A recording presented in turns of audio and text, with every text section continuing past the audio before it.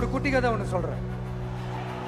ஒரு நாட்டில் ஒரு ராஜா தனக்கு பக்கபலமா இருக்கிறதுக்காக, கூட துணையா இருக்கிறதுக்காக ஒரு தளபதியை தேடுறாரு. சரியான தகுதிகளோட ஒரு 10 பேர் செலக்ட் ஆகுறாங்க. ஆனால் அதில் ஒருத்தர் மட்டும் தான் செலக்ட் பண்ணணும். அதனால அந்த ராஜா என்ன பண்றாருன்னா ஒரு டெஸ்ட் வைக்கிறார். அந்த 10 பேர் கையிலையும் விதை நெல்லை கொடுத்து இதை நல்லா வளர்த்து கொண்டு வாங்க, ஒரு 3 மாதம் கழிச்சு வாங்கன்னு சொல்லி அனுப்பி வச்சிடுறாரு. 3 மாதம் கழிச்சு வரும்போது அதில் ஒருத்தர் ஆள் உயரத்துக்கு வளர்த்துருந்தாரு, ஒருத்தர் தோல் உயரத்துக்கு வளர்த்துருந்தாரு. அதில் ஒரு 9 பேரும் நல்லா வளர்த்து கொண்டு வந்திருந்தாங்க. ஒருத்தர் மட்டும் வெறும் தொட்டியோடவே வந்தார்.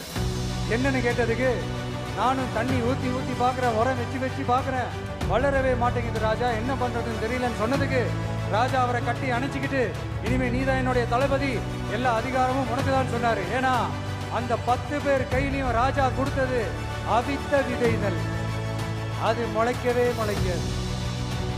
அந்த 9 திருட்டு பயலும் என்ன பண்ணியிருக்காங்கன்னா வேற விதை நெல்லை வாங்கி அதை வளர்த்துட்டு ராஜாவையும் மக்களையும் ஏமாத்திருக்கிறாங்க.